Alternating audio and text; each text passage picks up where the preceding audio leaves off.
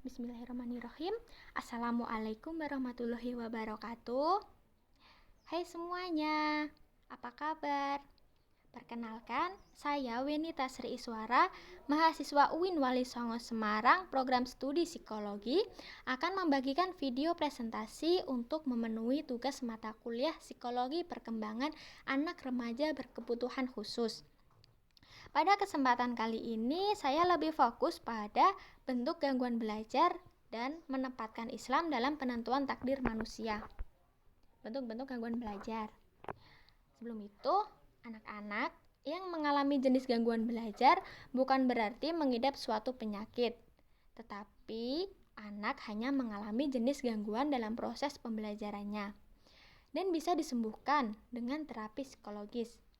Berikut merupakan bentuk-bentuk gangguan belajar, diantaranya kesulitan membaca atau disleksia, kesulitan menulis atau disgrafia, kesulitan menghitung atau diskalkulia, gangguan pendengaran dan proses visual atau auditory and visual processing disorder, ketidakmampuan belajar nonverbal atau nonverbal learning disabilities, dan gangguan bahasa spesifik atau specific language impairment atau SLI. Untuk pembahasannya, apa sih kesulitan membaca itu? Kesulitan membaca yaitu keterlambatan kemampuan membaca, mengalami kesulitan dalam mengartikan atau mengenali struktur kata-kata. Misalnya, huruf atau suara yang seharusnya tidak diucapkan, atau memahaminya, misalnya memahami fakta-fakta dasar, gagasan utama, urutan peristiwa, atau topik sebuah bacaan. Selain itu, seseorang mengalami kesulitan lain, seperti cepat melupakan apa yang dibacanya. Untuk selanjutnya, kesulitan menulis. Apa sih kesulitan menulis itu? Kesulitan menulis yaitu ketidakmampuan dalam proses menulis, terlepas dari kemampuan untuk membaca. Ada beberapa jenis kesulitan, diantaranya terlalu terlambat dalam menulis, terlalu miring, jarak antara huruf tidak konsisten, tulisan kotor, tidak tepat dalam mengikuti garis horizontal, tekanan pensil tidak tepat, atau terlalu tebal atau tipis.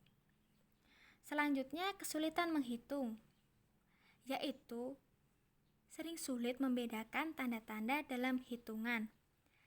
Sering sulit mengoperasikan hitungan atau bilangan meskipun sederhana. Sering salah membilang dalam urut dan sulit membedakan bangunan-bangunan geometri. Selanjutnya, gangguan pendengaran dan proses visual, yaitu gangguan belajar yang melibatkan gangguan sensorik. Meskipun anak tersebut mungkin dapat melihat atau mendengar secara normal. Jenis gangguan belajar pada anak ini menyulitkan anak dari apa yang anak lihat dan dengar. Anak akan sering memiliki atau kurang mampu dalam pemahaman bahasa, baik tertulis atau auditory atau keduanya.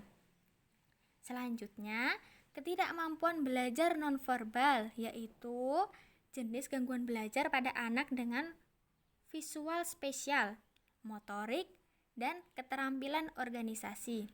Umumnya, anak mengalami kurang mampu dalam memahami komunikasi nonverbal dan interaksi, yang dapat mengakibatkan jenis gangguan belajar pada anak yang berhubungan dengan sosial. Untuk yang terakhir, gangguan bahasa spesifik, yaitu jenis gangguan belajar pada anak perkembangan yang mempengaruhi penguasaan bahasa dan penggunaan bahasa. Untuk tema selanjutnya yaitu menempatkan Islam dalam penentuan takdir manusia. Semua yang ada dalam diri kita merupakan takdir Allah, dan kita sebagai makhluknya hanya bisa menerima. Tetapi bukan berarti kita hanya diam tanpa usaha. Ketika kita sudah berusaha semaksimal mungkin, tetapi hal tersebut tidak akan cukup karena manusia memiliki keterbatasan.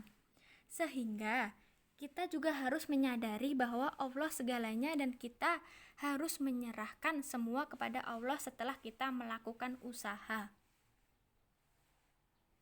Rasulullah Shallallahu Alaihi Wasallam bersabda, "Kataballahu maqadiral khalaiki qabla ayyahlukas samawati wal arda bihamsina alfasana." Artinya, Allah telah menetapkan takdir untuk setiap makhluk sejak 50.000 tahun sebelum penciptaan langit dan bumi. Hadis riwayat Muslim. Ingatlah, ridho terhadap qada akan mendatangkan banyak kebaikan. Sebaliknya, kita dilarang membenci qada Allah Subhanahu wa taala.